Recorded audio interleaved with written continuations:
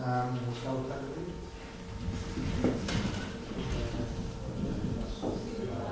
The flag of the United States of America, to the republic for which it stands, one nation, indivisible, with liberty and justice for all.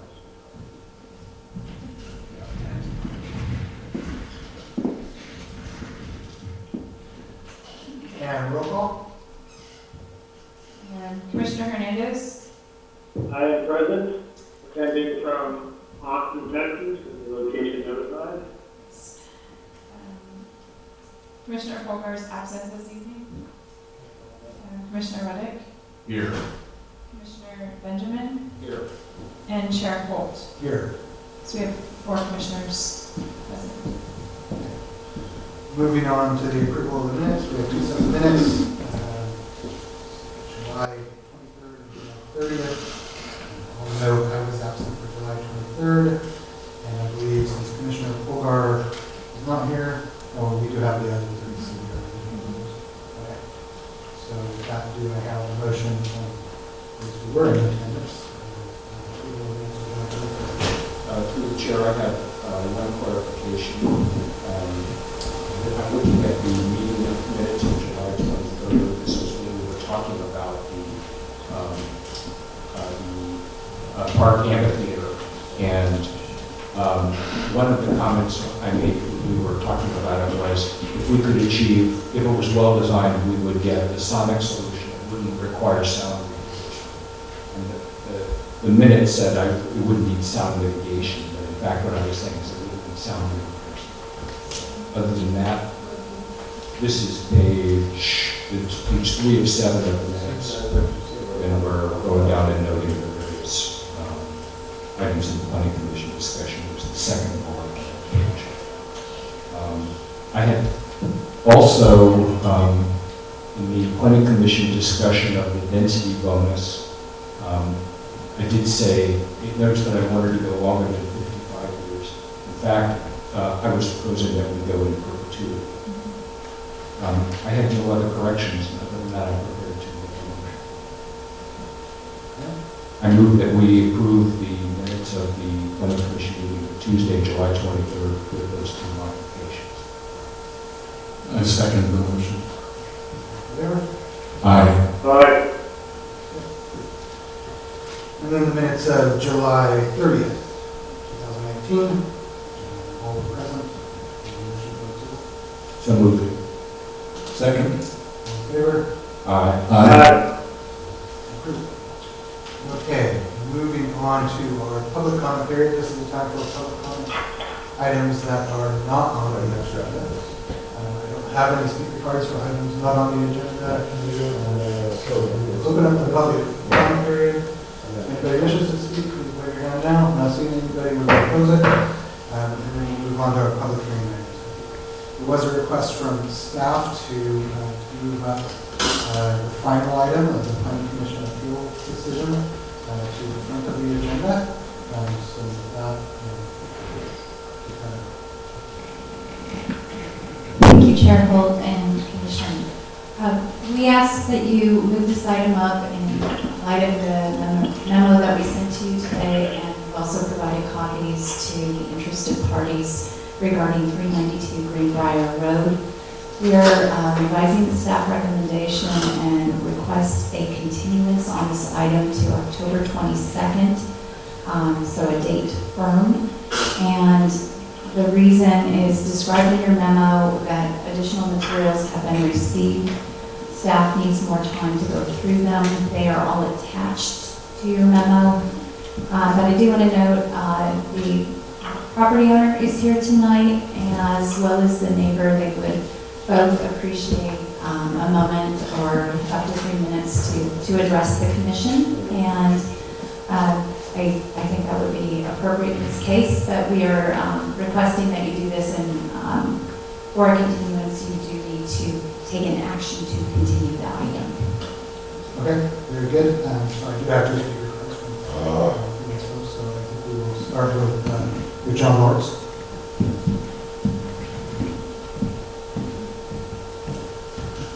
Good evening. My name is John Morgan. Our home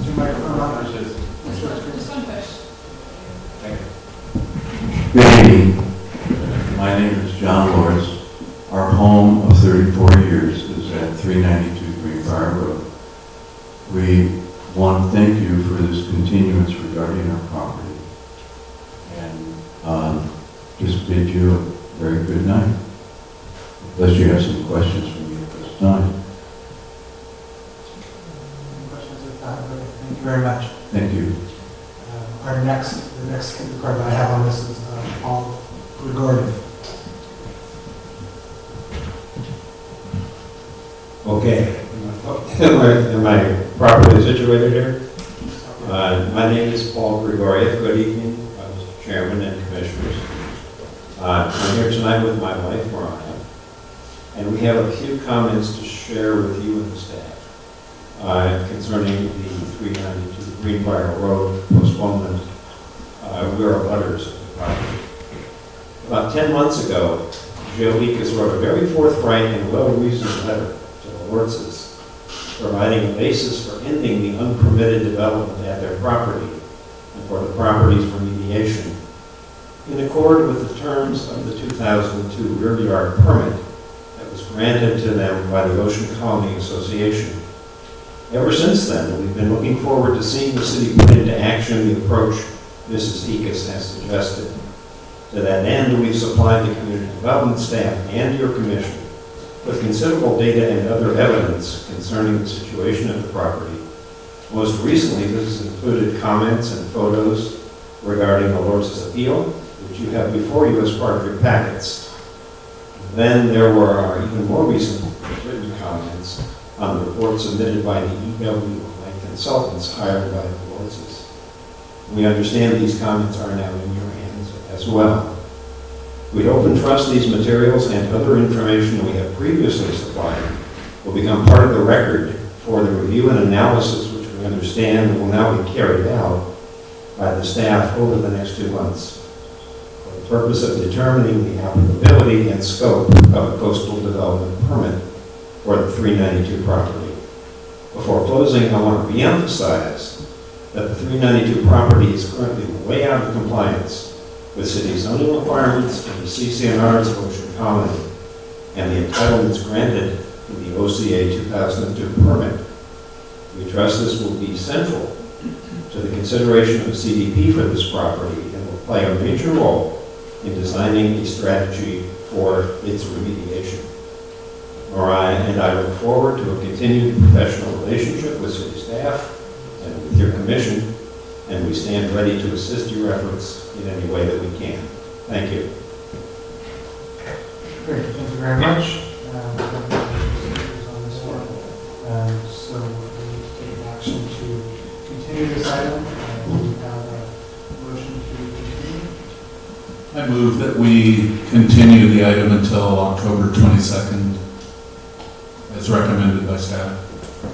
Second. All in favor? Aye. Aye. Carries. Okay, moving on to our next public hearing item. Thank you very much. Our next public hearing item, consideration of the draft mitigated negative declaration, mitigation monitoring and reporting program, and adoption of the draft through the city. Thank you, Mr. Chair, members of the Planning Commission. As mentioned, this is the recommendation to the City Council for the draft bike-head master plan. And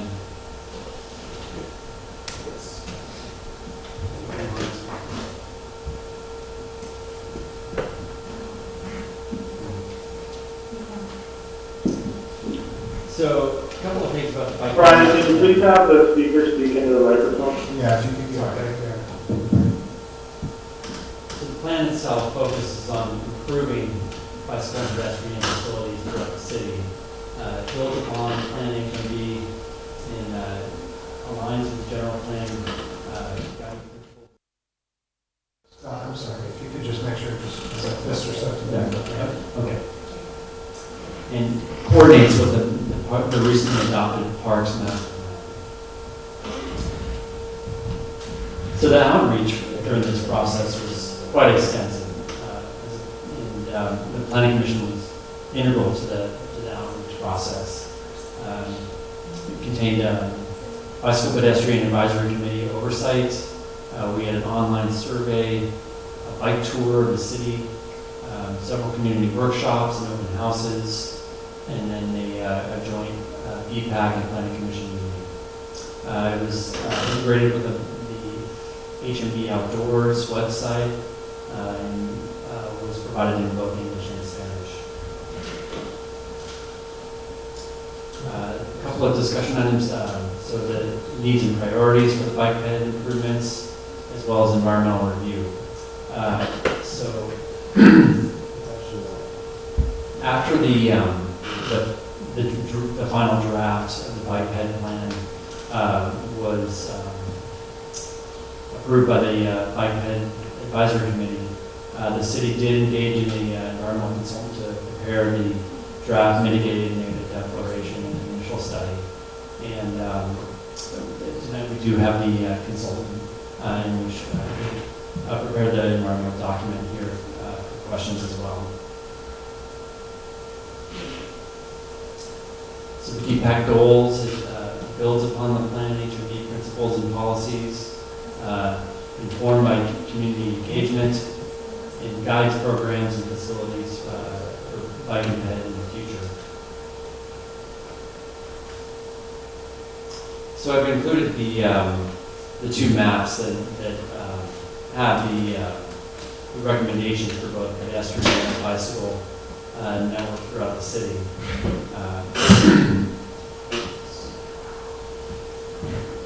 And, which includes, recommendations as well as future studies.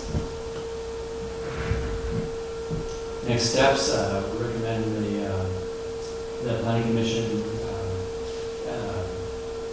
deliberate amongst themselves, ask any questions, and we recommend that you recommend the final draft to the City Council as well as the environmental documents, and eventually, similar to the Parks Master Plan, this will be adopted by the City Council.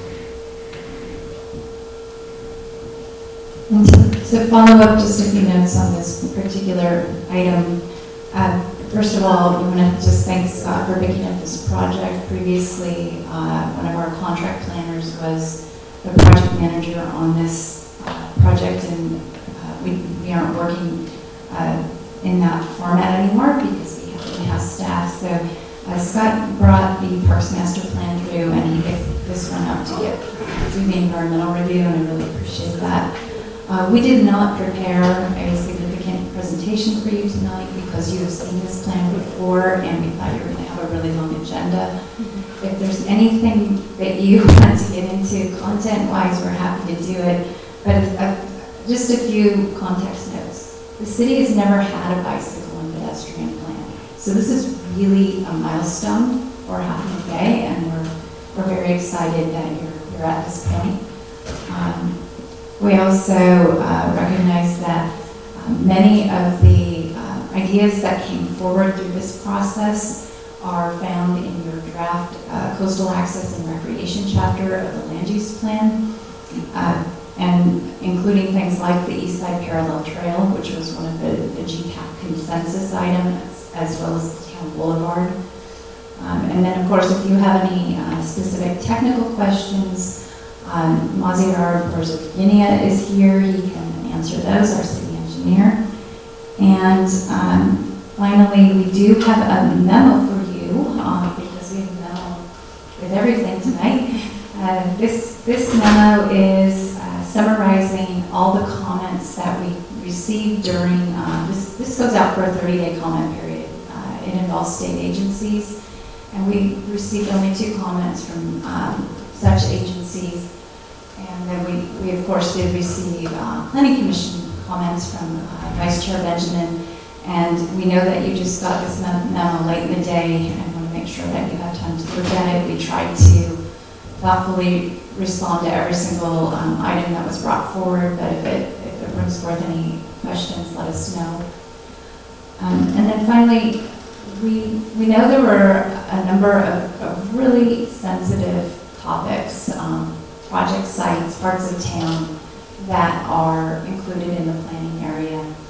And we just want to be very clear that our intent is to make sure that these areas are protected. A number of them were included as studies, such as the Vista Walking Trail, anything having to do with Beechwood, anything having to do with Pillars Creek.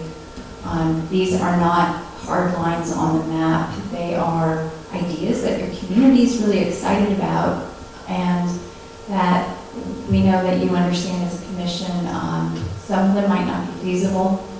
All of them would be requiring robust environmental review and feasibility analyses. And so this is not, they're not just tossed into this plan in any kind of a trivial manner. And so Commissioner Benjamin's comments, I hope helped improve we provided some new text, and I hope that is enough, but we'll be happy to take your feedback on that. And then finally, just for the folks who are going to read this plan, or hopefully refer to it from time to time, this is going to be sitting on desks of staff members. They're going to be using it every year when the CIP is updated. They're going to use it every time there's a call for grants to see what fits. They will continue to use it as we have now established a bicycle and pedestrian advisory committee, which was born from this process. So this 10 to 20 year life, I would see us needing to update it at some point along that way. But this is a really useful tool that you're going to see coming through the commission. We, as your planners, will also be using it when we work with developers, because we're going to see what's in and around our site and what maybe have an access to the bicycle and pedestrian master plan. So this is a fabulous tool for you, and we want you to get just the way you want it. So with that, I will stand aside. I'm sure you've got public comments tonight, and we're happy to take clarifying questions, including from our environmental consultant. Very good. I do have one speaker's card here before we open it for public comment. Is there any clarifying questions? Okay, so we'll take over to the public comment period. I see Mike Ferrer.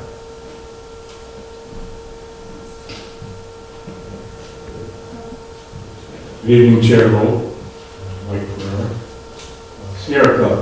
So I've addressed the business of Pillars Creek Trail in the past. I see there's a note here that recognizes the City Council's action regarding this, which was to take it out of the priorities, make it a study, but also, what's not written here is that they also made it clear that they're not going to run eminent domain on that trail, and that they are looking only for willing sellers, which you don't have there. The owner on both sides of that creek is extremely unwilling and has consistently been so for a long time. That includes the younger generation of the family. So they would have taken on a lot of debt so that they can keep that in farming and want to continue doing that. And so to a certain degree, what we're doing is running contrary to that. I would like to comment on the wave crest and the trails we see out there. And a big part of the struggle to try to get wave crest was, I thought, to try and preserve wildlife. And there is wildlife now, substantial wildlife. And so I have a concern, as do several of my friends, that the number of trails and the segmenting of the area cannot be good for wildlife, because they need to stay away from us. They're at least smart to that degree. The coastal trail aspect of wave crest, however, is commendable. And it would be nice if the plan had the two coastal accesses at the arroyo, which I couldn't see when I just looked at it, because that's a great connecting point, saves a lot of time for people going on south. A small one is the business of the trail on Highway 92, going out of town. And I'm not exactly sure if the area is in the city limits or just out of the city limits. There's an area where Caltrans just fixed the highway and it keeps trying to slide. And I don't see where a trail goes there. It seems like an impossibility. It's not admitted. It's like, where could a trail possibly be? What kind of construction could possibly put there? Well, there's a lot of good work in this, and I appreciate all of that hard work. Thank you. Thank you very much. Very timely. No other speaker cards on this item. If anybody else wishes to speak, please raise your hands. Otherwise, we'll close public comment period, and I believe staff has comment. Through the chair, staff appreciates reading these comments from Mr. Ferrara, and we, just because it's in the moment and some of it's in your memo, we'd like to, for the record and everything in the room, just respond a little bit. First one is with respect to coastal access points adjacent to the arroyo. Fortunately, that was known about because the plan had to sit for a little while while we were finishing the Parks Master Plan. And those points were added to the pedestrian recommendations map, figure 3-2, page 3-4, which is in recommendations. There's two little yellow dots representing proposed coastal access. I don't think the text digs in too deep, but these locations are known and shown on the alignment of the coastal trail. So they're there. The other one is about Highway 92, and we recognize that this is a kind of a challenging thing. That piece that is being referred to is outside of the city limits, and it's not part of our plan. But all of our plan maps, and I guess not all of them, but many of them do show the connections to the network outside of the city limits. That was something that we were specifically asked to do because clearly the roads and the trails and the walking paths don't end at the border. So that came from, hold on here, this is a response to comment 3B. It's on the bottom of page 1 of the memo for this item. It's shown in our plan as figure 2-4. It's on page 2-5. We called it a class 3 facility, which is a bike route. That's not a separated path. That's not a striped bike lane. It's just rather undesignated. The reason why we did that is because this was the category most consistent with San Mateo County's comprehensive bicycle pedestrian network plan. I think that was adopted in 2011, and they show it as quote unquote an unclassified on-street facility. We don't have that category, so we match that, but clearly it's not, it doesn't sound like a separated trail. And we don't really know what the vision is. We were just trying to show all the lines on the maps that they have on their maps. So that's what it was, and we're not making a statement one way or the other in our plan about what the appropriate type of facility would be there. You'll note that on the city's plan, within the city limits, it's all a class 1 separated pathway. And I hope that answers that question. And that is, I think that's about all we have. On the Pillar Cedars Creek Trail, we did hear the comments about Willing Cellars. We just didn't think that we needed to put that in the bike path plan. We just made it clear that this was a study and it was not a priority project anymore. So we hope that covers it. Thank you. Okay. With that commission discussion, maybe I'll give Rick the first opportunities since you're remote there. No, I just thank staff and DPAC for putting this together. A lot of work went into this. I understand some of the concerns that have been raised about protecting wildlife. I do think that the studies need to be robust and thoughtful. And the only concern I have right now, when I look at this document, is when we look at one of the potential study areas, in particular through the Beechwood area, it appears that we're only considering that for pedestrian access and not bike access as well. So if we're doing a study, it strikes me that we should be able to do a study that takes into account the concerns. And I wonder why we've taken the position in the planning document that we shouldn't have bike paths as a potential area for study.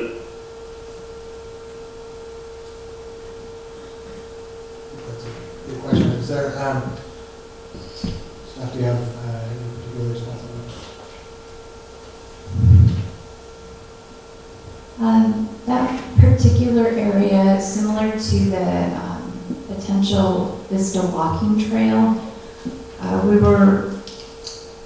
we definitely got input from the BPAC and community members that they wanted potential bicycle access in those areas.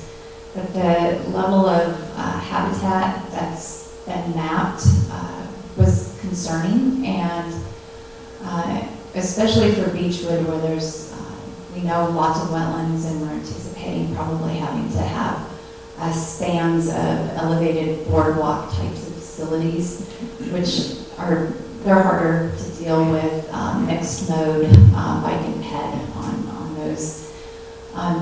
It is up to the commission's discretion to change that particular item. It doesn't require additional CEQA coverage because it is only a study, but we presented it to you the way that we thought it really came through the public process, even though we know it didn't satisfy everybody's desires. Anything further, Rick? Commissioner Hernandez? No, I'll just point out that this is a historical trail that has been used for many years with both bike and pedestrian access, and any improvements we make would be better than what had previously been used. Obviously, from a wildlife protection standpoint, I understand Purdue's perspective, but when we come back to the discussion, this is one item I'd like to discuss in committee or in our planning discussion. Thank you. Commissioner Reddick? Well, as Commissioner Hernandez just said, this is a very impressive piece of work. Earlier this year, I became the Planning Commission representative on the Bike and Pedestrian Advisory Committee, but all of this was done before my involvement, so I take no credit for it, but I applaud the members and staff who did so much here. It's very thorough, and I think it ends up being a very long list of possible projects, but it's exactly the right way to start. And the methodology for weighing those opportunities that's outlined there, comparing the benefits and costs of all those projects, I think is exactly the way to pursue it. I'm on the subject of trails, which obviously comes up a lot. I'm of the opinion that every community needs trails, and Half Moon Bay is blessed with special scenic and environmental opportunities for them, and I'd be in favor of keeping things like the Vista Trail and the Pillarcitas Creek Trail on the list of things to be studied. Obviously, there are some obstacles and hurdles to all of those. I'm, as a former mayor, Ferrara just said, I am sensitive to the question of trails in Wavecrest, because at what point does open space stop being quite so much open space if there are too many east-west access points there? But I think all of those things are worthy of study, and shouldn't be taken off the table prematurely. I think my other comment, just echoing a comment from Vice Chair Benjamin that I just saw in the memo exchange with staff, is that and I think you folks have digested this already, but the issue is not only initial cost of these projects, but the maintenance costs that we obligate ourselves for when we get excited about and pursue them. These are little tiny incremental things that add up when they're placed on top of each other as the years go by. So I just remind us to be forward thinking about maintenance costs before we get too aggressive about the new projects. That's all I have for the moment. Commissioner? Thank you. And a special thanks to staff for responding to the comments that I typed up at 4 o'clock on Sunday morning. When Rick and I and the staff delivered the last chapter of the local coastal program, I felt like I had given birth. And I needed to sort of slow down, and that's a terrible and very sexy thing to say. I have no idea what that means. But I was really tired. And so I apologize for not driving this sooner. But I appreciate that staff made a great effort to respond to my concerns. And I'm torn, as I think staff anticipates, because I think that there's a real effort. If you were to sort of take the comments, the first and most important comment is it's an awesome document, and it is worthy of the effort. And my comments are just trying to make it a better document, as opposed to criticizing, someone else's fine work in isolation. The broad themes of the comments were related to where a path is going to be traveled in hazardous or sensitive areas, taking steps to recognize the potential impacts and find ways to overcome those impacts. That was the first large area. In several cases, the staff response alluded to the same idea, which is to modify the BPMP to say that as we're going to choose our materials and our construction methods, we're going to, in each case, address habitat erosion, drainage, and use patterns, which is great. In a perfect world, we'd recognize these as potential impacts in the initial study and mitigated impact. That's what, in my framework of thinking, CEQA would ask us to do. And in the cases of areas where there are substantial wetlands or where there are listed creatures that can be run over by bikes or both, it makes sense to take steps to locate the path and choose the kind of path in ways that are going to avoid those impacts, because those are serious impacts to wetlands, or people can be hurt, or listed species can be killed. That's the case in Beechwood. That's the case in several environmentally sensitive habitat areas through which we have driven we are proposing trails. And I think former Mayor Ferrer raises a really good point on behalf of the Sierra Club in pointing out that raptors are spooked by people. And we don't have to step on them and walk on them to harm them. So I'm not an expert. I hope that we find experts as we're laying out the paths well before we get to the detail of whether it can be has to be raised or it can be some other surface, where we have clarity that if we have bikes, and I should just say I'm a fan of bikes. I just bought a $700 bike yesterday. So I'm even more of a fan than I was last week. But I want to be sure that we're locating them carefully And we benefit from the insight of the bird experts and herpetologists and the wetlands experts that tell us how that we're not doing things that are impactful. So I appreciate that we'll have a second bite at the initial study and mitigated net apple on the individual projects. One concern I have about going that route is that some of the effects are cumulative. The argument might be for one particular project, it's not going to produce that many bicycles, or it's not going to produce that much more pedestrian traffic. Therefore, there is an impact, but it's not significant. I think it's really important when we analyze those projects that, of course, CEQA requires us to look at that project not just in isolation, but to see comprehensively what the other reasonably foreseeable projects are. And so I think it's acceptable to focus the ISM&D issues that I raised in those projects. And I'm grateful that having them in the plan makes it clear that we think of these as other projects that can contribute to the comprehensive impact of projects. The only other thing I would say is that I would like to be clear on the record that we aren't bothering with these projects in our BPMP if we didn't think they were foreseeable.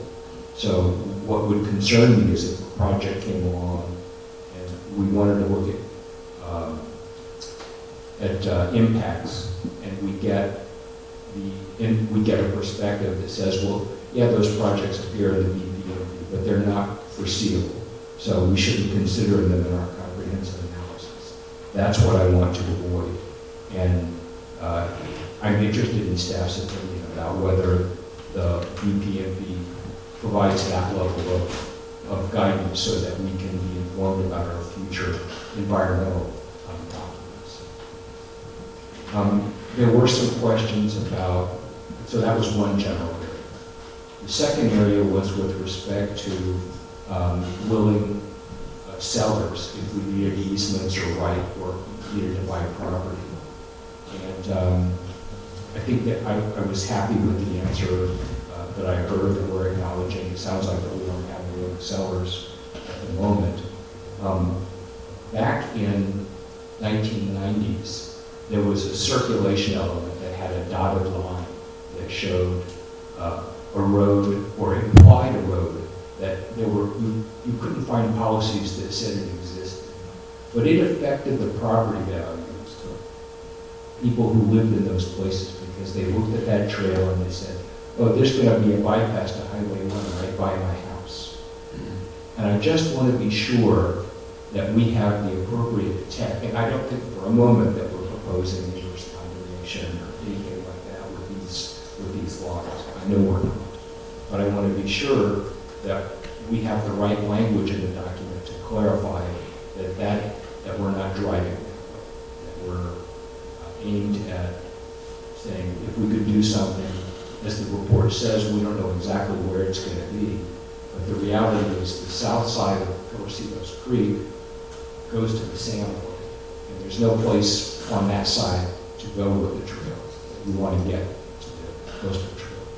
So the options are quite limited in this. I'm happy to honor the aspirations of the community, but I want to be sure we're being respectful of the property owners in that area.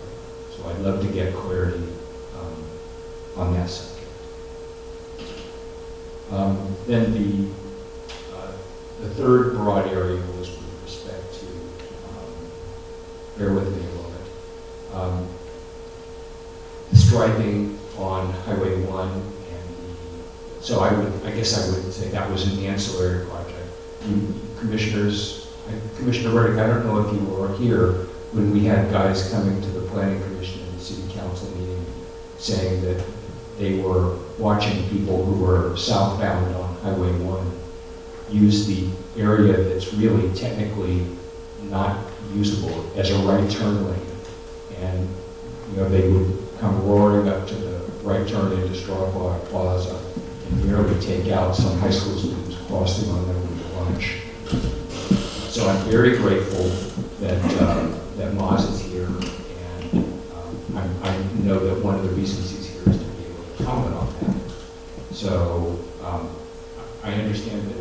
explicitly part of the study, but the answer made sense to me. If they want to say more about that, I'm certainly interested. Maybe this is a good time for me to shut up and hear what he has to say.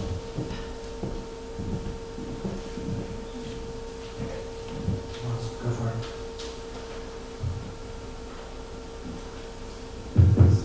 Thank you. Wells Virginia, city engineer.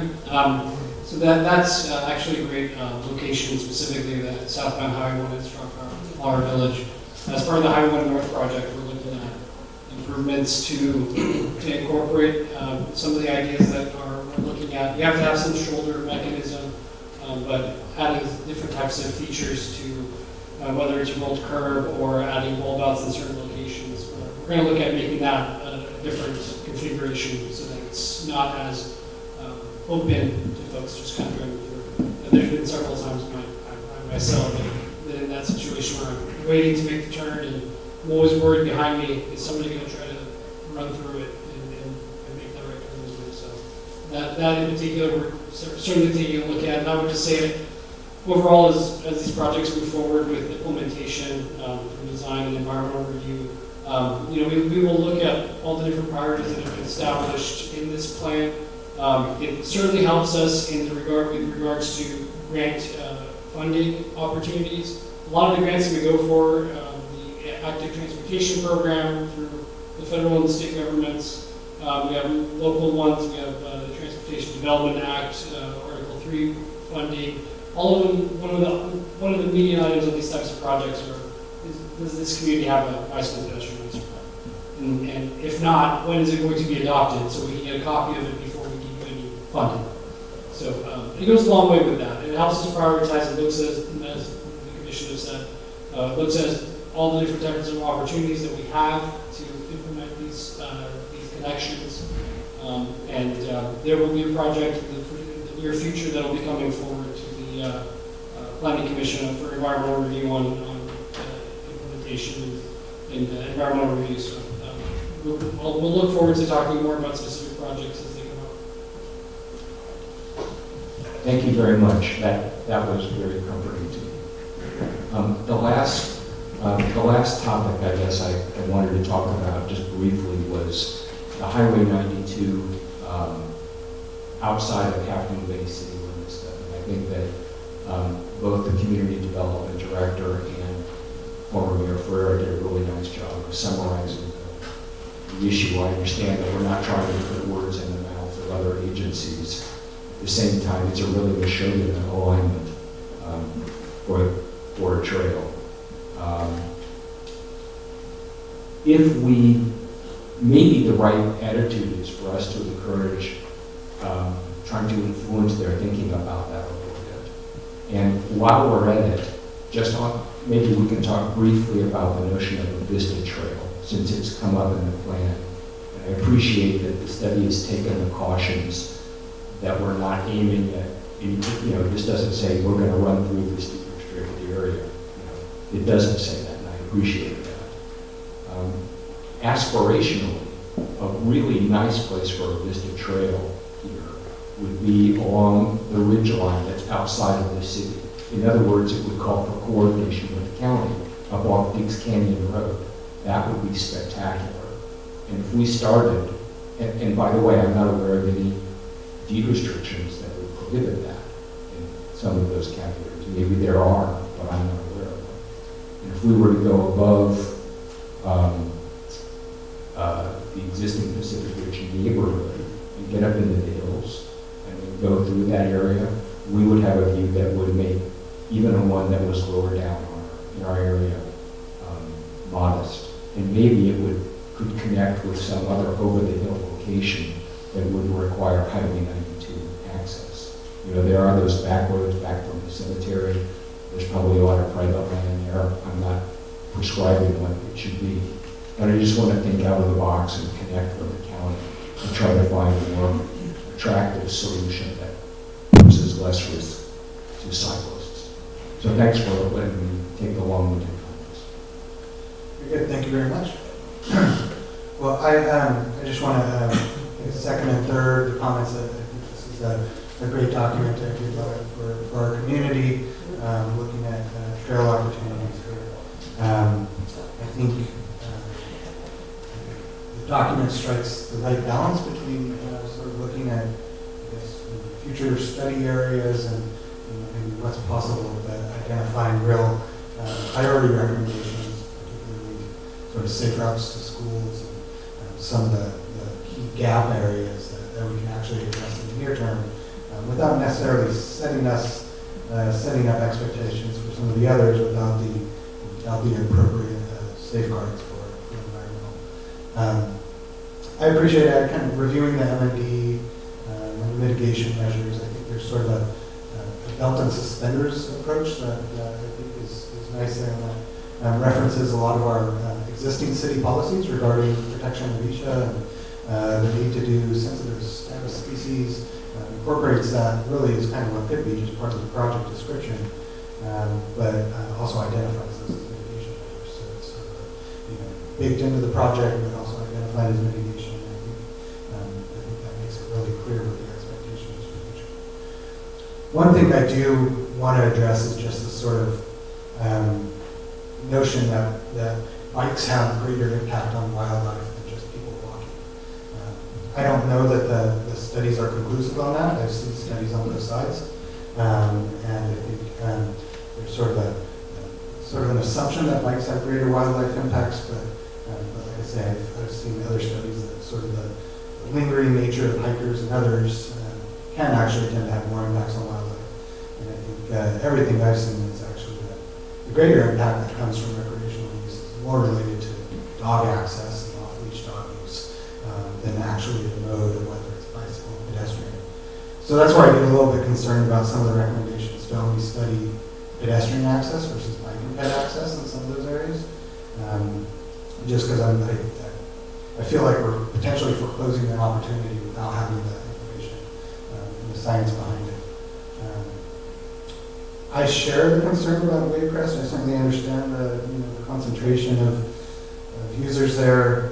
I'm also of the mind that just generally a well-designed and well-managed trail system is more protective of the resources than what we have now, which is basically a network of social trails that people are able to go all around. So I hope at the point that we do get to study that area, that's kind of how we look at it. So, a broader network that identifies the areas for species protection, provides appropriate buffers, and designs those sorts of things in there. One thing not that needs to be identified in this study, but I guess I would encourage, whether it's the Sierra Club or Post or whoever the right entity is, and I'm not sure if this is going on now, but just sort of, multi-year habitat studies and sort of what the bird populations are in those areas, and if we're seeing any impact related to recreational use, that sort of thing. The one thing I firmly believe is that we're not going to see a decrease in use or demand of trails anywhere in those areas or other areas. So I think it's important to design a system that can actually accommodate the use, because it's going to come one way or the other. And like I said, I think it's important to have a network that's sustainable and accommodates the use in a way that's protective of the resources and all that. But I think the beauty here, and I think Moz touched on this a bit, but is identifying some of these improvements that can be incorporated in future development projects. So as other areas are redeveloped or future projects come forward, we have the projects identified here that we can sit down and make sure that those are incorporated. So I think that's the power of this plan, along with pursue grant funding and other areas. So with that, I'm in support of the project. If my commissioners would consider or entertain, I'm certainly not going to necessarily fall on my sword over it, but perhaps incorporating the study areas that are currently pedestrian only, potentially be considered for bike and ped. I would certainly be willing to have that conversation. If that sounds like that conversation's been had, and I certainly don't want to cause anything that's going to hold up this project further, but I would be open to considering a recommendation to just have the city council have that discussion. I would, through the chair, I'd strongly agree with that as a high schooler, as a parent of a high schooler who uses many multiple means of getting to the high school now. I have appreciation for bike and pedestrian access points that are located far away from Highway 1 and traffic. And prior to Beechwood, there were multiple paths through the Beechwood property that students use to get to high school, which have all been fenced off.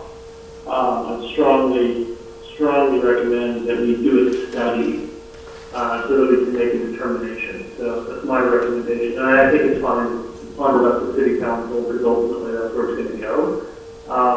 But that's my strong recommendation. And to be clear, not advocating that bikes should be included, just that they should be included in the study. And that we should have the information for consideration. That's exactly what through the chair, that's exactly what I agree. I'm asking for. Through the chair. So, let me say that the kinds of trails that we want to build here begin with understanding what the sensitivities are, right? And I think the chair raised a solid point to say maybe there are misunderstandings about the way that a relatively fast-moving object like a bicycle interacts with wildlife. I certainly am not an expert on that, and I am open to learning more about that. In some of these areas, although it's not explicit, it's hard to imagine an alternative that does not involve an above-grade trail. I don't think you can put a trail of any kind through a wetland or in the habitat of a red-legged frog that's at grade, or for San Francisco water snakes. The reason is that the trail becomes an attractive nuisance. A pedestrian doesn't move as fast, and it gives the animal a chance to escape. So that's my naive grasp of what the difference is. But, I appreciate that, first of all, the council's going to talk about whatever the council wants to talk about, so this is only a recommendation. I am very cautious about their impact on wildlife. I'm even more concerned about their impact on erosion. I invite any of my colleagues to walk with me to a trail on very lightly sloped land that was very stable until it was open to cycling access. And now it has a pretty steep hole in it, a rut. It's about 8-10 inches deep. And it's characteristic of the way erosion works. Erosion is not a problem until it is.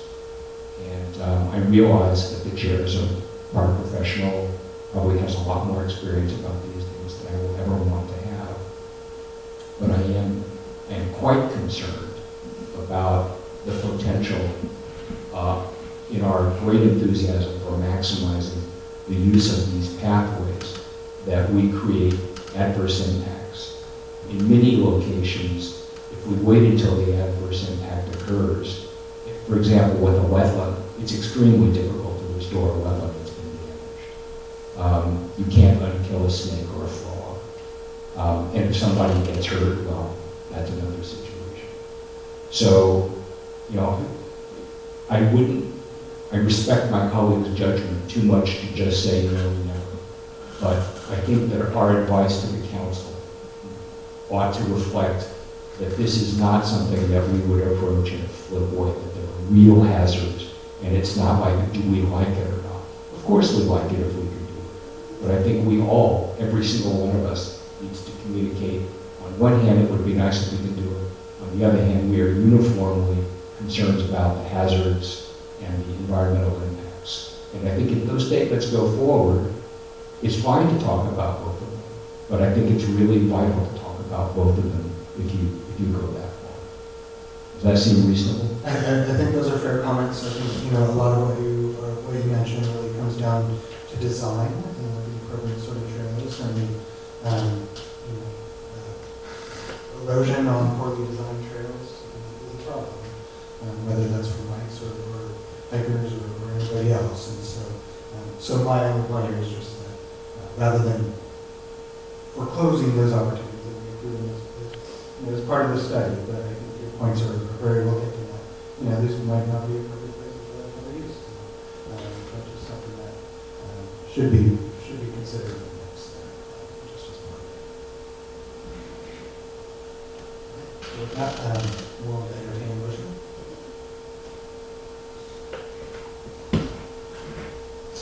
Okay. Can I ask a point of order? Is the resolution then incorporates the staff comments that you folks have supplied us in response to Vice Chair Benjamin's question? Questions? We will need to acknowledge this memo, and then we can incorporate it into a provision that would be brought forward to council. So I move that we adopt a resolution next in order as modified, as proposed by the resolutions, because this proposed both the ISM and the recommendation to adopt, reflecting the changes that are proposed in the August 27 memo that we received from staff and have discussed this evening, and further acknowledging the commission's sense that we have a responsibility to understand the opportunity for pedestrian and cycling access in our various plan proposals, and that we share a uniform concern about the hazards and the environmental impacts with respect to erosion, changes of water flow, hazards to people, and the listed species. Is that a clear motion for staff? Okay, I'm going to do that again. Strike that motion. Mr. Chair, Commissioner Hernandez. I support everything that Jimmy said. I also want to make sure the point is clear that this is a historical trail used by high school kids for many years prior to Beechwood Cave, and it's something that, again, is part of the study, but I just want to make sure that those points are highlighted in the recommendations of the City Council, and otherwise I support everything Jimmy said.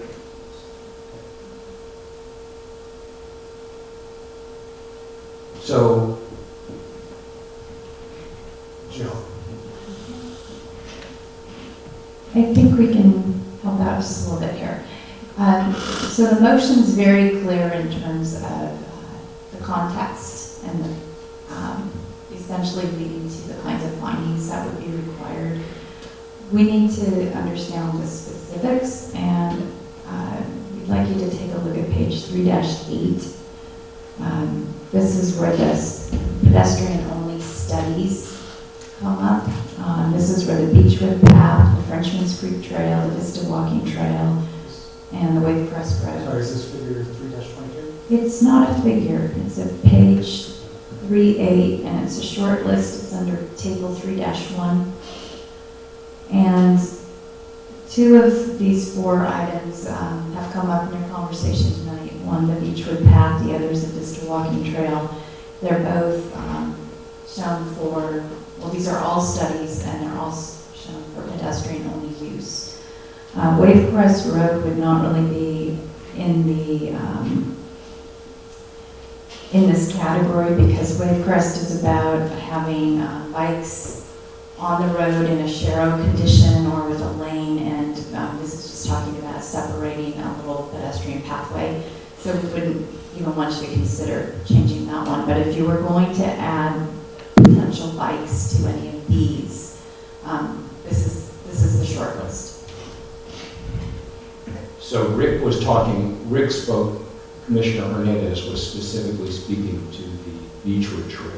And I think staff's clarification is that they are suggesting that we consider whether to expand that thinking to all of these trails. I think it's through the chair. I think it's a general concern. I mean, I mentioned that specific area because I know it's historically been contentious in many public meetings, but I think that it's more a study session, we should do a study session, and let the facts on the ground be properly analyzed in a thorough and thoughtful way, to make the best use of science, NISHA determinations and whatnot. But I want to be able to not foreclose study options for any of the areas we're looking at.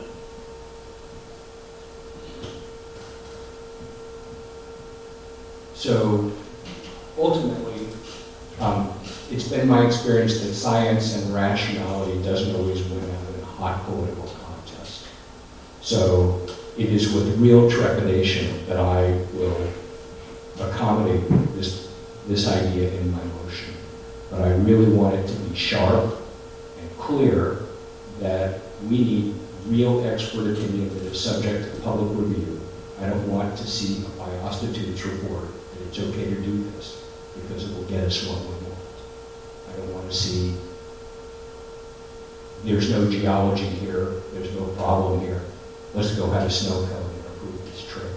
I want real science. I want real boots on the ground understanding of how the raptors are affected by whatever we propose.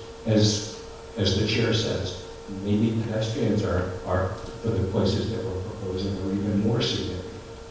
And I acknowledge that there's an existing use of informal trails that has its damage today.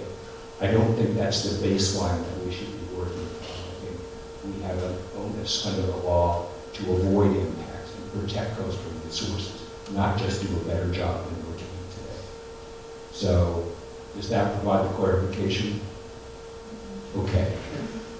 I think essentially, and Commissioner Benjamin can correct me if he does not agree with me, but I think, and I'm looking at figure 3-22, which I think corresponds to the table that you were referring to, Jill, that essentially we're showing two different study recommendations.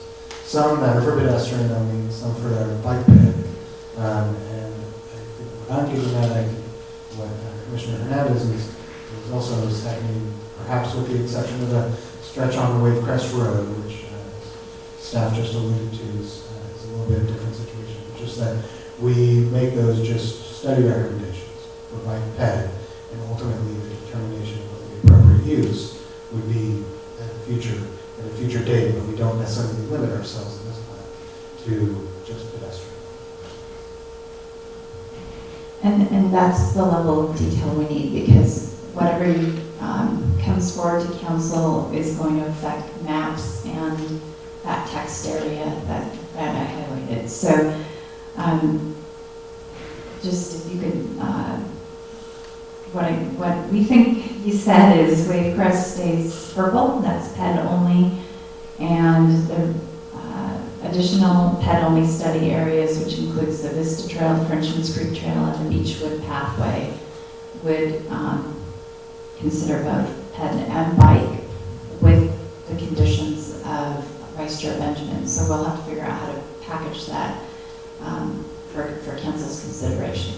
Again, for council's consideration, for those areas to be considered with bike ped, with the understanding that no decision should be made without appropriate study and analysis. And just to add a little minutia here, we might not amend the document for that and just do it as an option for them, because there's quite a bit involved, and we just want to make sure that we're not going the wrong way. So if that's okay with you, That was my intent as well. great. So let me just clarify my intent of the motion so we can get a second, if you will. I think that the geographic choices that we discussed just now are the right choices for describing. I cannot overemphasize that I'm not just talking about getting a good study. I'm talking about getting good review and adhering to its recommendations. I do not want to whitewash so that we can have excuse and exculpation ever. And I realize that the city council may have a different view on this, but that's the motion that I would make. That's what I would support. I will support this. Right. So just I think to take a little bit of exception. I don't think we're at a point where we're doing whitewashes here. I understand the concern. I think it's difficult to put language. I think it's difficult to put language in, we need to have a thorough process. I agree with that, and I support the contention. I'm just concerned that I think we've turned a corner with the way we engage the city, and I don't believe this commission or the current city council is going to engage in whitewash activities. I think we need to have a thorough and careful process, and I support that 100%. Okay, I think I agree with both of you. Of course, there'll be future councils and future commissions, so I think Commissioner Benjamin's concerns are noted as well. So with that, do we have sort of tight motion and a second? I think the motion is correct. Do we have a second? Second. And all in favor? Yes. Aye. Aye. Very, thank you. Good conversation. Thank you. We just want to note for the folks in the room, thank you for that, and you will see this very shortly before City Council, probably September 17th. Thank you. Moving on to the next item, adoption of item 1B, adopt a mitigated negative declaration, litigation monitoring reporting program for proposed project at 2804 Shaw.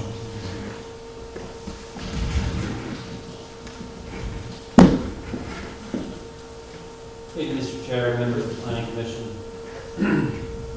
This little background, this site is within the City of Naples subdivision and includes 2 lots. And here's a photograph of the subject property right next to a bridge that was recently installed for the extension of Champs-Élysées Boulevard. And the project itself consists of the construction of a new 2-story house totaling 1,691 square feet with a floor area ratio of 0.33, and it includes a 1-car garage, 2 bedrooms, and 2 baths. The footprint itself has been pushed farthest to the north as possible, away from the Pullman watercourse. The permits requested include a coastal development permit, architectural review, parking exception for the single-car garage. Noticing for tonight's meeting was taking place. The site was posted, as you can see in this photograph. Legal notice was posted in the newspaper, and noticing was sent out to all the neighbors within 300 feet. We also noticed for the draft initial study mitigating negative declaration for the 20-day review. Here's an aerial photograph of the site and surrounding area, and you'll see that the site is vacant. You can see the creek running along the south side there, and basically all that's on the site currently are movable vegetation. Here's the site plan, and this really shows how the building footprint itself is pushed as far north as possible, but it's still complying with a 5-foot interior side yard setback. Here's the grading and drainage plan. They've gone with the bioswale as the option for detaining the stormwater on site.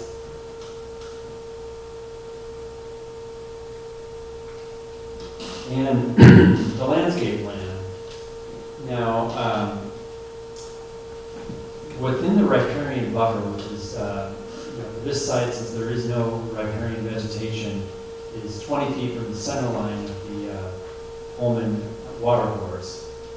And within the 20-foot riparian buffer, all native drought-tolerant riparian plants have been selected for the plant palette.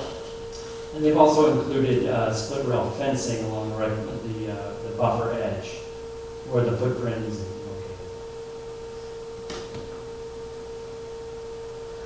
located. This slide includes the first and second floor plan. Notice the reverse floor plan design with the primary living space on the second floor. front elevation that faces Champs-Élysées Boulevard.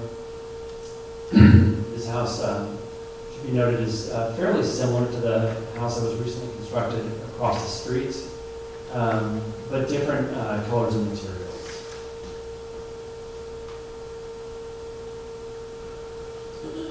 Here's the north elevation facing Washington Boulevard.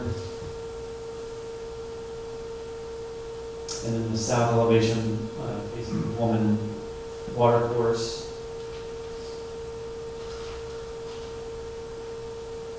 And then the rear elevation facing the backyard with a second-story patio capturing some of the ocean views. Some of the key considerations for the Planning Commission include conformance with the local coastal program, the zoning code, residential design guidelines, and the California Environmental Quality Act.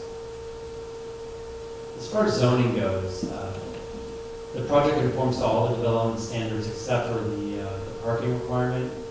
And as noted in the findings, we do feel that we can make the findings based off of the unique site constraints with the Pullman Watercourse. As far as the riparian buffer, normally it is a 30-foot buffer.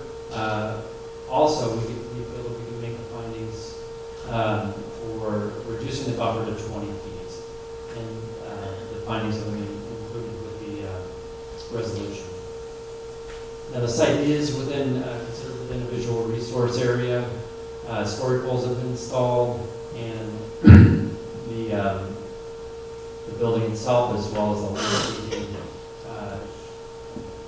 does conform to the scenic corridor standards.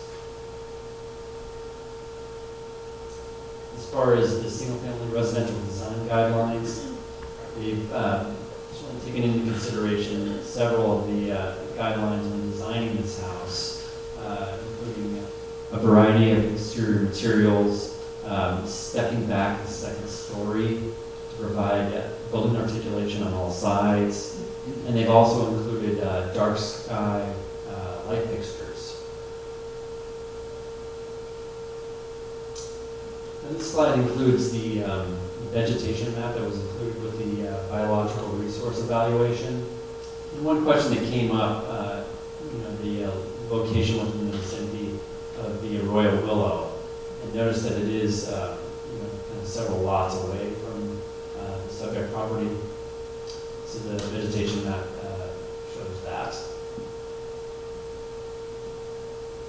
Now, as far as I did mention, the CEQA document was circulated for 20 days.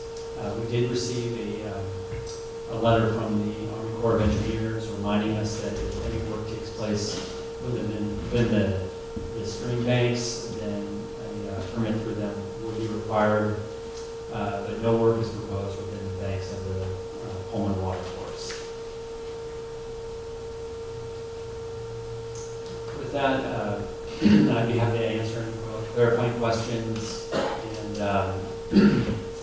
the applicant is here as well as his architect, landscape architect, and I think that's it.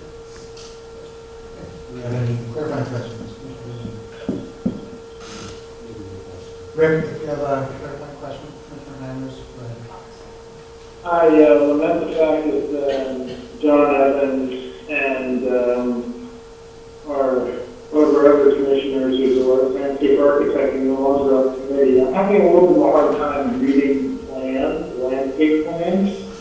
I understand that there is a wildlife permeable fence that's going to be on the property, but I'm unclear where that fence is going to be and if there's going to be any deed restriction to make sure that the fence is maintained in perpetuity. Could you clarify this point, Scott? Most certainly. So the split rail wildlife friendly fence would be installed from the corner of the house back to the rear property line, and then also along the edge, the south edge of the driveway, connecting to the existing bridge.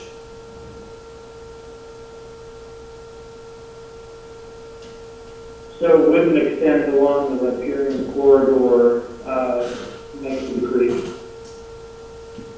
No, no fencing is proposed in there.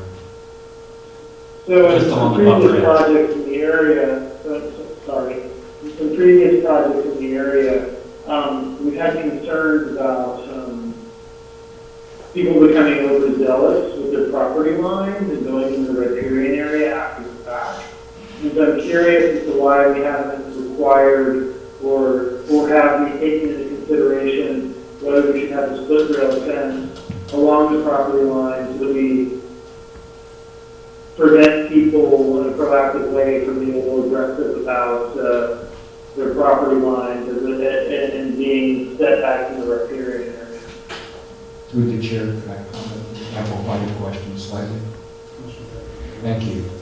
So, just to provide some additional edge to the question, possibly, Rick. As I understand it, the split rail fence is at the edge of the riparian buffer zone. And it is from that point down to the creek that no human activity is permitted. It is not a yard. It is not a place for a garden. It's a buffer zone. It's for the creatures. And so wherever the fence should be located, and I realize that the wildlife permeable is desirable, we don't want to create the impression that there's a lower level of accommodation of human uses in this area because it's a buffer. A yard is not a permitted use in a buffer zone.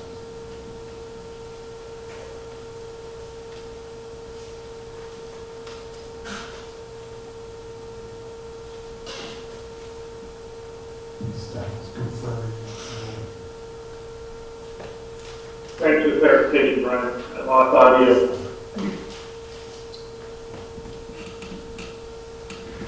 Is there any additional information or clarification right on that? Yes, so there wouldn't be access, but that said, that people aren't prohibited from walking in their side yard.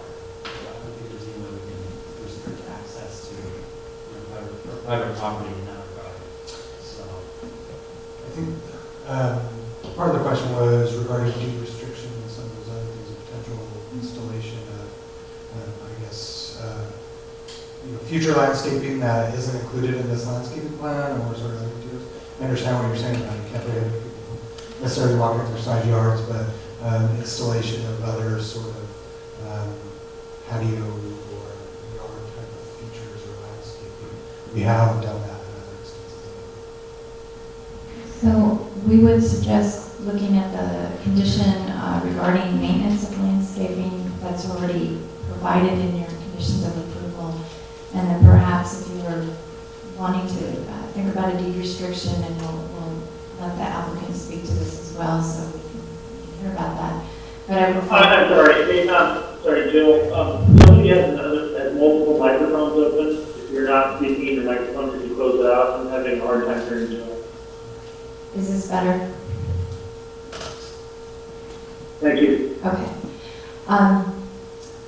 For a deed restriction, we'd encourage you to focus on something like a no-build easement, and it could cover just about any kind of structure, which would be the focus, but then maintain a landscape condition for riparian landscaping as was proposed in the plan. We could include landscaping in the deed restriction, but it seems like we'd want some flexibility over time for them to infill it if it needed to happen. Nothing without really having a problem with breaking that restriction. Okay. Commissioner Hernandez, any additional questions at this time? No. Mr. Benjamin? One clarifying question. I want to hold back on comments because I want to hear more about what's being said, but we are considering the area to the stream side as a riparian buffer, so it is subject to the conditions that constrain use of 1838-075 and the applicable policies of the local coastal program land use plan, which include a very short list of uses. I just want to be really clear our model for thinking about what will happen on that land. Is that right? Yes, that's correct, based off the, the information the biologist provided us, and the designation of this, the creek that Right. is subject to the buffer, riparian buffer requirements. Right. Okay. No further questions. Mr. Reddick, any questions? Do we, the letter to you, Scott, from the landscape architect that mentions the reference lists for the selection of plants, is that all we know at this point? We don't have there isn't a more detailed list of the specific plants? On the landscape. Oh, I'm plan sorry. itself, I'm sorry, there is a yeah. plant palette list. Yeah, I'm sorry, I was in Includes the, the, both common and name of the plants. And, the landscape architect is also here. I'm sure he'd be happy to clarify any questions, specific questions on plants. thank you, I apologize for glossing over it. Okay, with that, I do have one speaker's card, but we'll give the applicant an opportunity to make a submission at this time.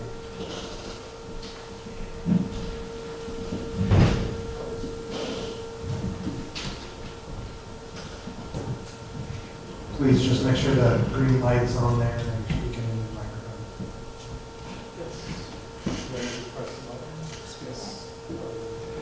Just good evening. My name is Steve Kellen. I'm a project architect. Just wanted to give a short presentation and then be available for any questions. This project is similar to a few others that have come before your commission, where they're adjacent to the Pullman water course. As staff noted and was in the report, there was a biologist assessment done for the property. And they went through an extensive research of any existing wildlife and vegetation that existed on this particular property, found that there wasn't going to be any significant impact for the development of the lot. And I think that was the reason for the support for the 20-foot buffer that we're proposing in the project. So, as a result of that, staff had some diagrams showing, it ultimately ends up being a very narrow lot that we can develop, for a proposed new home, which is what is before you. We took a little different approach, I think, with this project, thinking more from a minimalist standpoint versus, how much can we fit, on the lot. So, different from, I think, some of the other projects that you've seen. This is a minimal, size house. It's only 2 bedrooms, 2 bathrooms, as staff noted. According to the zoning rules, this site does allow 2,500 square feet, 50% FAR. We're only proposing 1691, which is 33%. Same thing with coverage. 1,750 square feet would be allowed for coverage on this lot. We're proposing 950. So it's a fairly small, minimal impact. Additionally, I'd like to point out that, not that we're trying to compare to the other projects, but because of the challenge to develop these, some of the other projects I think you saw had multiple requests for exceptions. In this case, again, the minimal approach that we're taking, we're only asking for one exception, and that's for the parking. And the obvious reason that we have to ask for that is that because of the 20-foot buffer, there's no way that we could fit, a 2-car garage. Other than that, the entire rest of the project fits within the normal zoning rules. So only the one exception for the parking. As far as the design and the architecture of the house, we really felt that kind of this coastal craftsman, cottage style would really fit the neighborhood, in particular this small 2-bedroom house. We're utilizing some different siding materials and some different colors.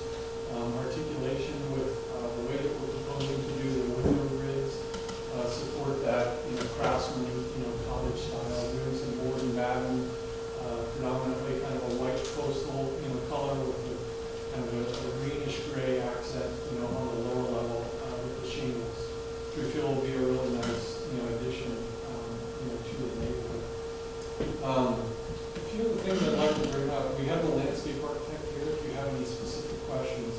did write a clarifying letter, but I think it's worth pointing out just in general, the concept that we have here is, we really are trying to pay attention to this riparian buffer. So his letter outlines that, most of the plant material, in fact, I think all of it, was selected with that in mind. But, the biology assessment showed that there really wasn't any existing riparian vegetation here. So in a sense, there's an opportunity from a landscape standpoint to, build that up in a way and, create something that, with native plants that, actually sort of maybe should have been there, if this water course, was thriving, on our side. So I think that was a really smart approach in how we did that. Hopefully you got clarification on the split rail. The reason for that was to allow wildlife to come through. So we're not trying to create a 6-foot fence that, partitions off this lot. We're trying to allow the riparian and water course side to be open. But we kind of want some, definition in terms of the private yard on the north side that we see on this plan, where we have some more intensive plantings off of, that rear patio. A couple other questions that came up had to do with grading and drainage. I know on these kind of lots, it's important to think about, how do you, control that in a way that you're not dumping anything in. Working with the civil engineer, the concept here is, I know it's hard to tell with all these lines, but fundamentally overall, what we're doing is we're collecting all the rainwater from the downspouts. Those are all being hard piped, together out to the northern side, or top of the page here. And then there's 2 bubblers that come out, and then they created a bioswale that runs left to right across the northern side of the lot. And they felt like that was going to be the best concept to try to reabsorb, the rainwater that's going to be collected and produced on site, keeping it, on the opposite side, from the water course, and allowing that to happen. I think it's going to be a better strategy in terms of, as compared to an individual well system where, that could bubble up, overflow, and then create a concentrated, overflow, which is never good on this kind of lot, because then you end up with erosion into that water course. So I think, this is a smart way to do it with the bioswale on the north side. And then I guess only last thing that I would like to highlight that came up if you went out to the site, I think someone had a question about story poles, and I just wanted to clarify that if you look at the elevation and design of the building, the second floor is purposefully offset, with a cantilever over part of the first floor. And that's intentional because we're trying to keep the first floor out of the 20-foot buffer, but we are allowed to cantilever. And that's similar to other projects that, were on lots adjacent to this water course. So if you look at the story poles and you were to measure from that point to the creek, they're closer than they should be because we can't create the cantilever, with the story poles. So just wanted to make that public record in case there was any question about that. But, anyway, overall, we feel like this was a very more minimal kind of approach into this kind of lot, less of an impact. How it's really going to fit into this neighborhood. We appreciate your consideration and hope for your approval. I'm here if you have any other questions, or as I mentioned, landscape architect can answer any questions on this part. Thank you. Thank you. Any questions at this point? Just one. What is the storm that the soils can accommodate without having to drain off site? That's a good question. I don't know the answer to that. I'm sorry.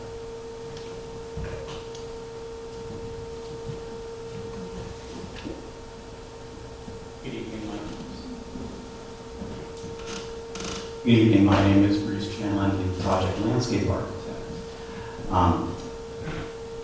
Steve did a great job of giving my presentation, so I'll let it go mostly at that. I do want to point out that the plant list consists of plants that are native to riparian areas.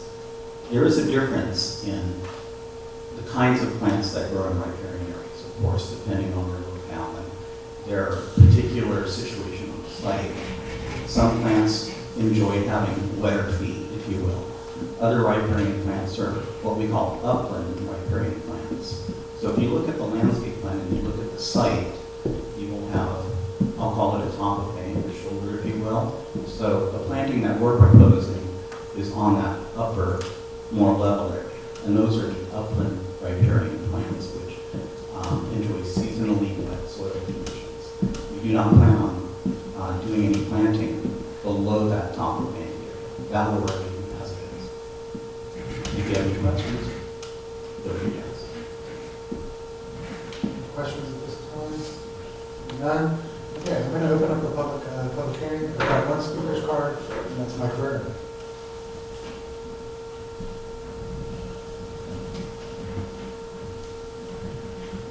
Good evening, Chair, Holt, Commissioners. What brings me down here is I have some familiarity with that water course. I was almost drowned in it once when I was trying to cure a flood, and I lived in that area. So the thing that's the most interesting to me here is the buffer zone and how we deal with buffer zones. When I first joined the Planning Commission, I wanted to learn about that, so I sat down with the Coastal Commission staff, and they were teaching me how to read an LCP. And I was being new, I thought, well, tell me what's forbidden. And they said, no, the way the LCP is written is, here is what is permitted, all else is unpermitted. And that's how to read a buffer zone, or a wetland, or habitat. What is permitted, all else is unpermitted. So, what I'm curious about here is a problem that I think Santa Cruz has solved, but we have not yet. And that's that we tend to sometimes put buildings right up to the edge of the buffer zone. That means if we're painting the house, we're doing something that's unpermitted because we have to stand in the buffer zone. If we put our garbage cans or our lawnmowers over there, this is unpermitted. So what Santa Cruz County does is they have a setback from the buffer zone in which you can do repairs and store things and put bicycles and whatever detritus we have. And I think that's something very important for us to look at in the LCP update, so that it's clear to people what is permitted and what is not. The other thing, I know these people have come all the way down the line and invested a lot of stuff and studied and worked and have gotten to this point. So it's tough to change things. But it just seemed to me that we got to 20 feet kind of quickly and easily, that there wasn't a takings analysis, which we used to have to do in order to make a judgment. But I'm not saying that we have to do that now. I am concerned if the building is going directly up against the buffer zone, because that's going to automatically, I think, create unpermitted activity. Thank you. Thank you. That was the only speaker's card I had. Do you have another speaker? Absolutely. Just, yeah, that's a staff attorney. I'm done.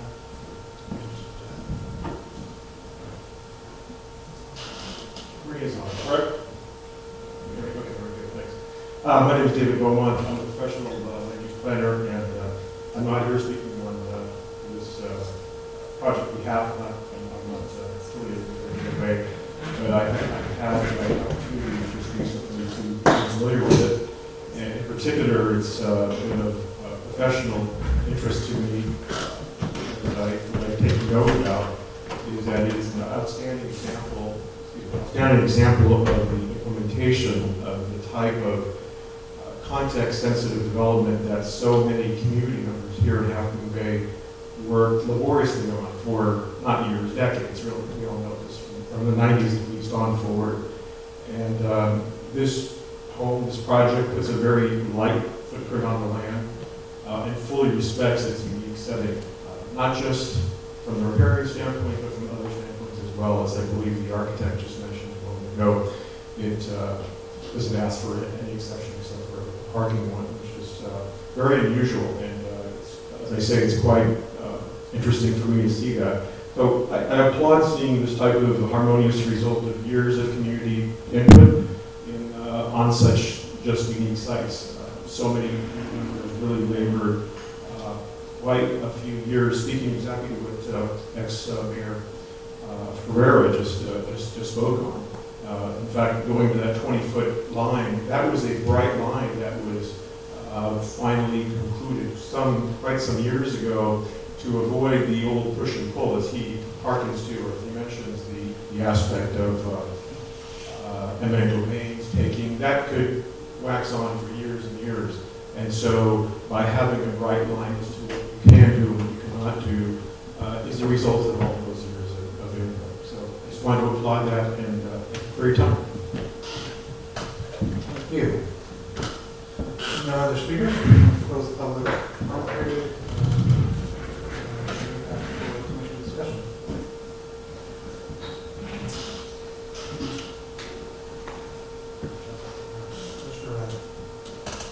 Thank you.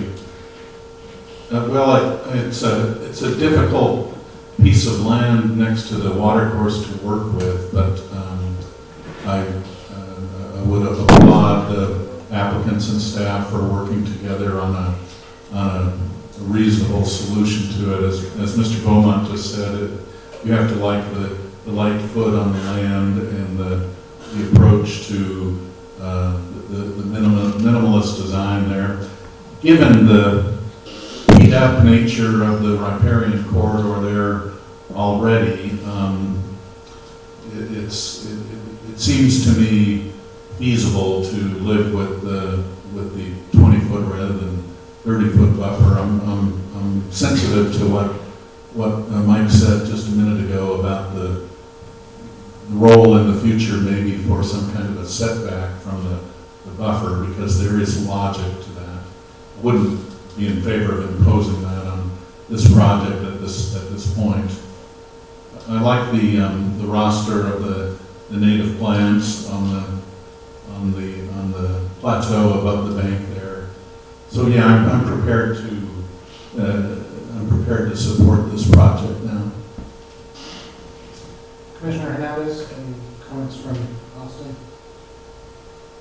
So I apologize for not complimenting the designers of this project. I think the design is splendid. The landscape architect plan from a layperson's perspective looks very compelling and very thoughtful. And I like the use of native riparian plants in the area. The only area of concern I have is the lack of clear definition of where people can move in and out of the permitted versus unpermitted area. I understand Mr. Ferrera's concern around, is painting your house a permitted or unpermitted activity, but I think from a practical perspective, I would like to approve this project, but I would like to condition it with some sort of wildlife fence extending along the yard, not blocking people from using it, but acting as a prohibition for extending the project beyond the fencing. That'd be my recommendation. I will obviously would love to hear any of the feedback the commissioners have on this, but that's my feedback on the project.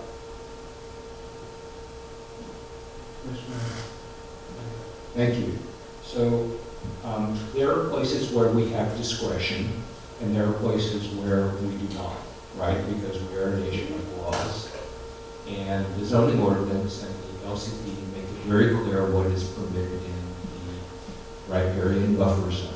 And I might emphasize, as has all of the speakers, we are in agreement that the reason the buffer zone is protected is not because of the prolific native vegetation. There isn't any native vegetation on this site, but rather because there is a watercourse on the site.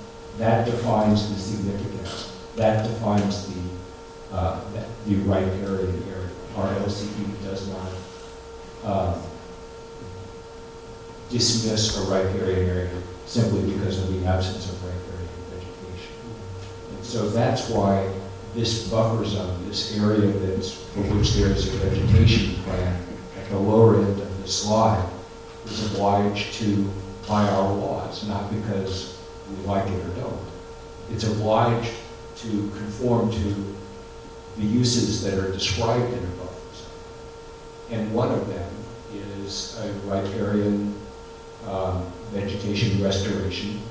I think that it's fair to characterize I want to get clarity, if I could, that what we'd be looking at is a riparian re-veg, as opposed to a riparian ornamented yard.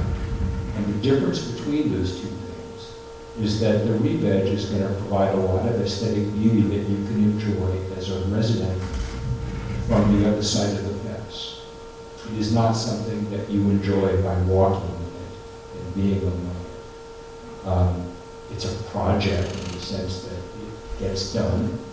I would expect that there would be conditions in the project as approved that say, if maybe we put a CN office in, and the CN office doesn't take well, it doesn't like the wetness, so it dies, and maybe there's another plant that we adapt. So I get that we may need to go in periodically to fix the plants, but if we're doing anything other than leaving the literal vegetation there, those are the things that are permitted uses in this area. A yard, a walkway, nice little movable lights. None of those things are permitted uses in a riparian buffer zone. And I think it's important, I think if I read the staff response to comments, it sounds like there's agreement that we will condition the project to require that the vegetation be maintained. In other words, not that somewhere down the line someone decides, you know what, we're going to pour some concrete here, whatever. And I gather, if I understood the report correctly, that the applicant is amenable. So I'm happy to hear if I'm mistaken. But maybe I can start there. Get feedback. Would staff like to respond to that?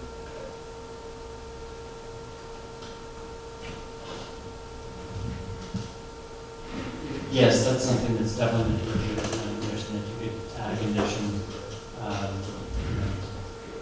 limiting art services within the buffer, or maintaining the landscaping that's approved tonight.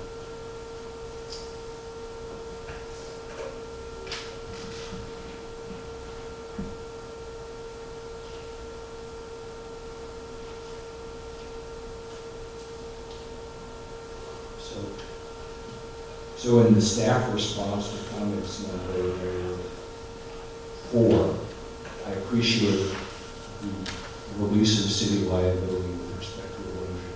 Thank you. I think that's an important consideration. And I understand that you're not planting on the bank. I will just suggest that willows do a really good job of holding bank soil. Blackberry can do a really good job of holding soil as well. But details of how you do that obviously are on you. I appreciate the staff response number 5 with respect to the willows. It's clear to me that the willows are not adjacent on the other side of the stream. The comment was mostly in response to WRA's conclusion, in my opinion, a misinterpretation with respect to what the Coastal Commission's actions elsewhere on the riparian corridor said about this parcel. They didn't take jurisdiction of the project. That's not the same as saying it wasn't a riparian corridor. So I would gently want to clarify that for my colleagues if it wasn't straightforward.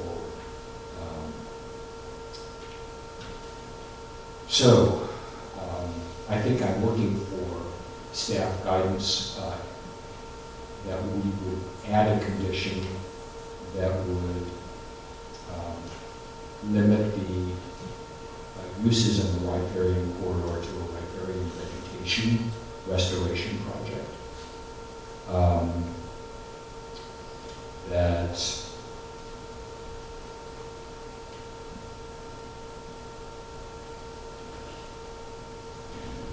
it will conform the other uses that are provided in 1838-075 if they want to come back and pursue one of those, they're welcome to pursue an amendment. But that any change in the uses in that area would require an amendment. I would not be interested in seeing it just happen on their own. Can I ask staff, is that for you?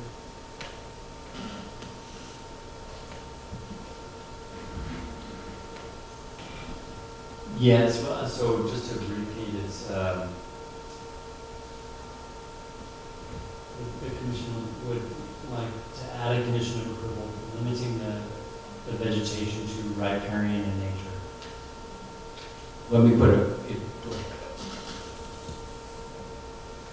What I got was limit the uses in the riparian corridor to riparian vegetation restoration. Through the chair, Commissioner Hernandez. I'm supportive of that, and for the record, that's less restrictive than putting a fence in. So I'm in favor of being less restrictive than what I proposed earlier and supporting Jim's approach. Commissioner Benjamin. I've been called worse, thank you. And that the vegetation would be maintained in perpetuity. And that changes in this area would require an amendment.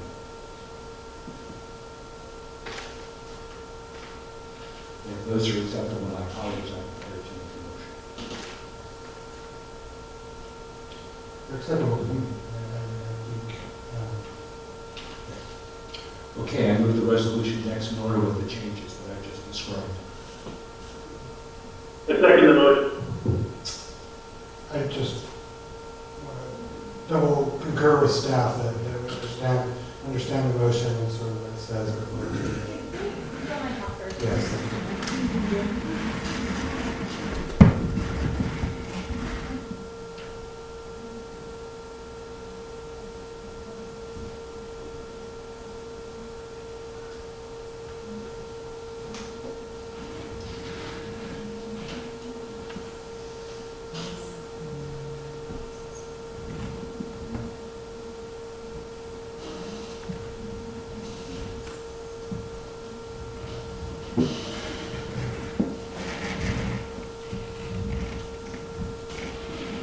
We're going to ask for a clarification, and then we'd like to have a moment or two so we can take a break, so we can talk to the applicant a little bit.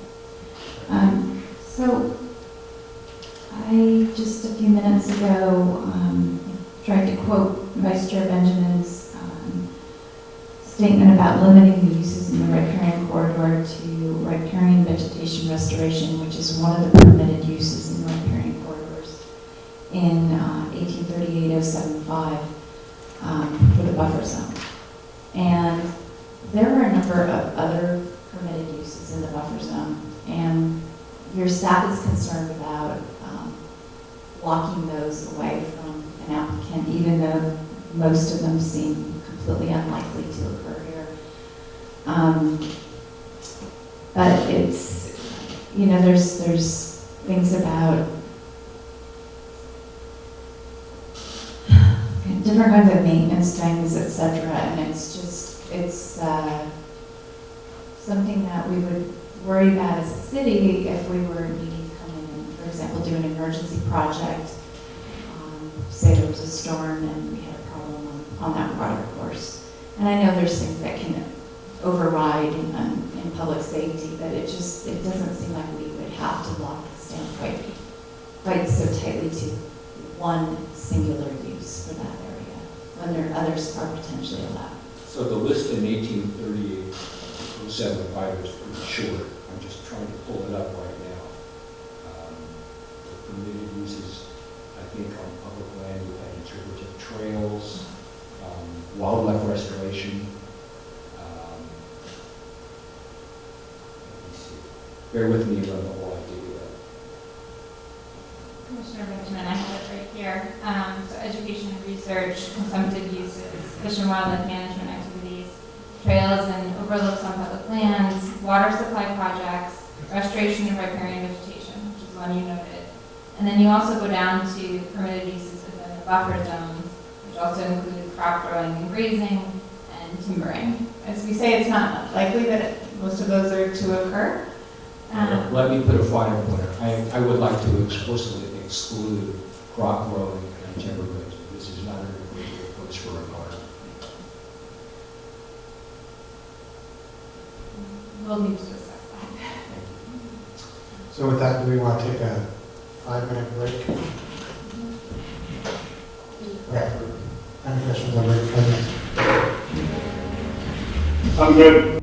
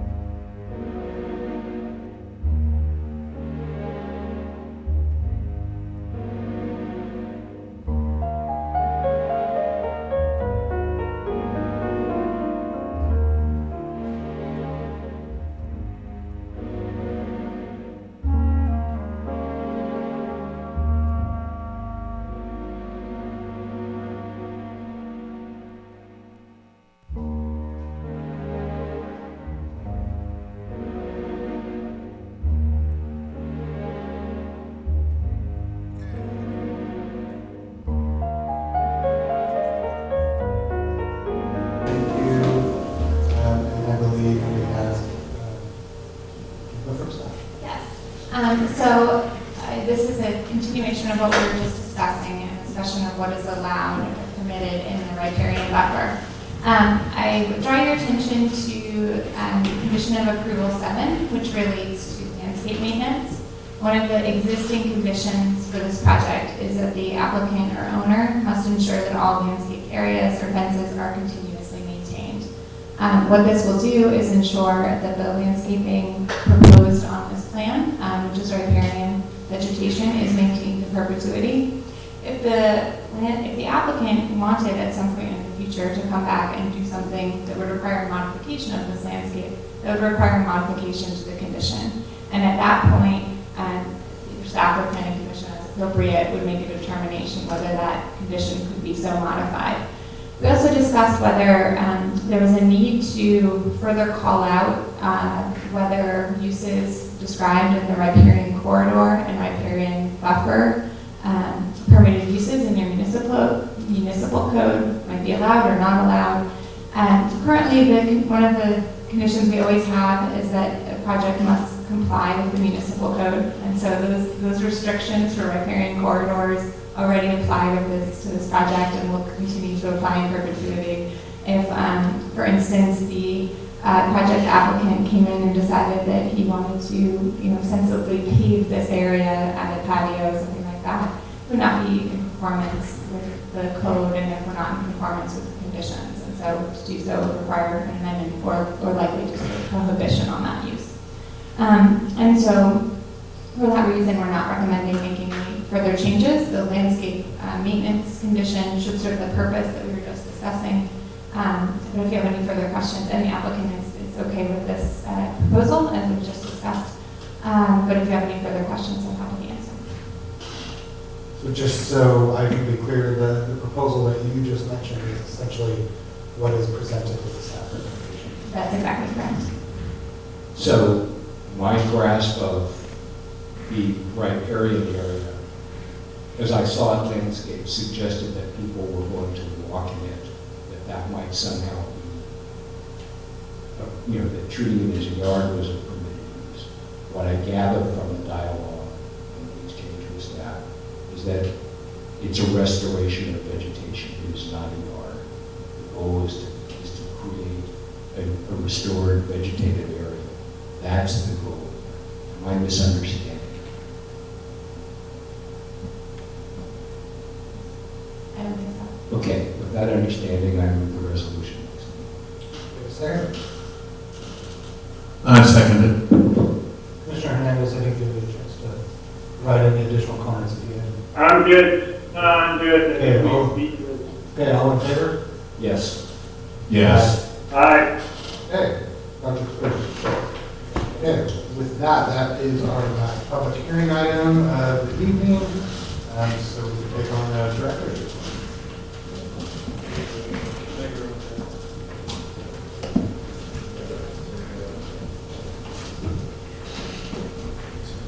Thank you. Your next meeting is September 10th, and at this time we have two public hearing items. One is a proposed triplex on Pillarcitos Avenue, and the other is a return of a project that had been pulled off an agenda previously. We're calling it 698 Terrace Avenue. We've also had an intern working with us this summer. He prepared a really great study of parking occupancy at peak times in the downtown area and in and around Carter Park.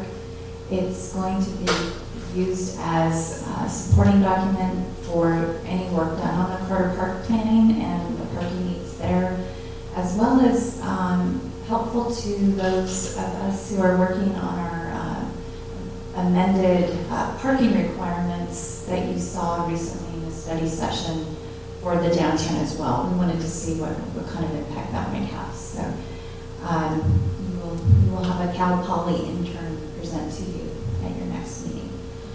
On September 24th, we will have a land use plan study session where we will sum up the comments received during this still open comment period, which closes on Friday, September 13th.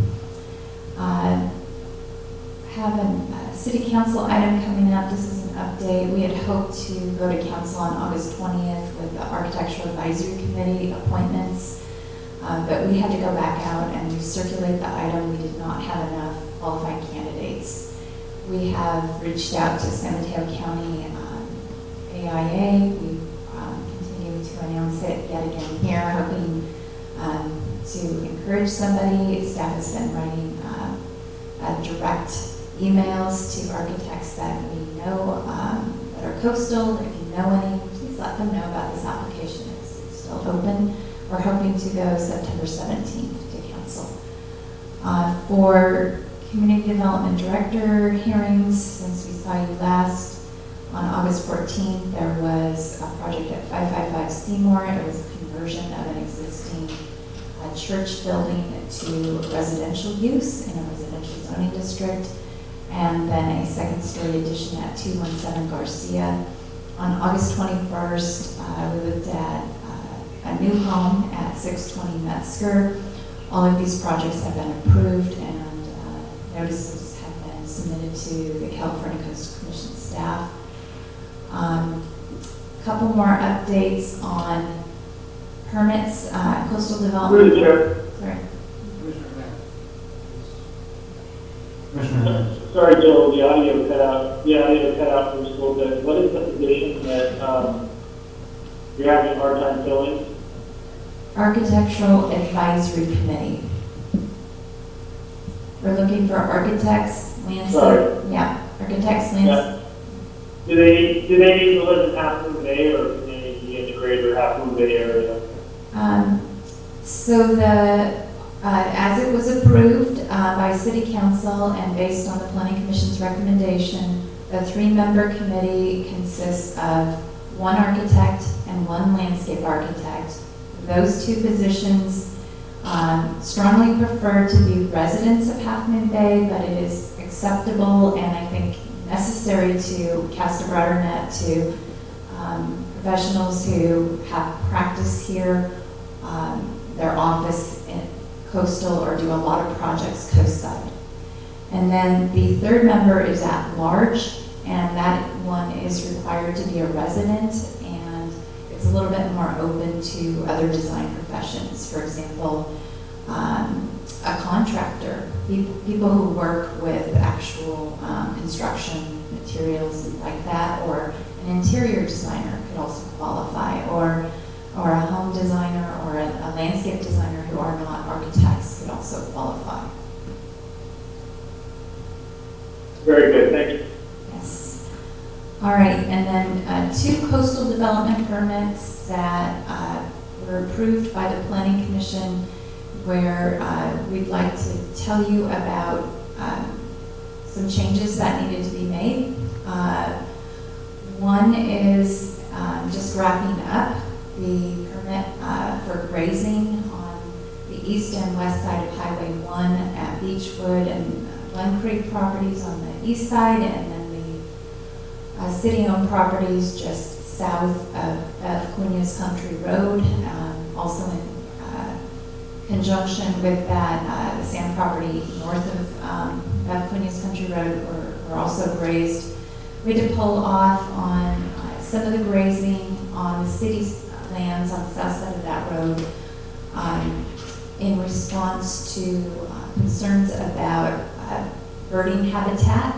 And we had 2 different biologists from 2 different firms come back and review what had been grazed so far, what should be protected, and establishing a restoration plan going forward. We implemented that within half a day of being alerted to it, and I think it was done really well. The ghosts are off the site.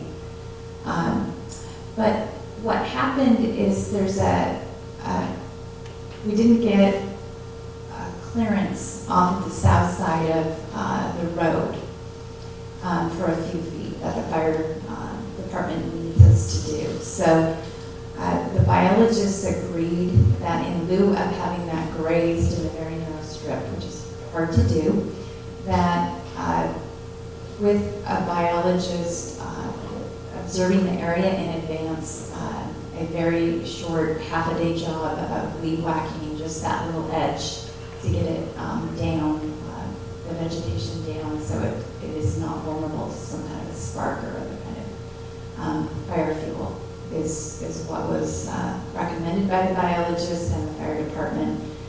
I am planning to approve that modification, and we'll see that happen. The birders know about it too, and we think it's the lowest footprint we can have on that.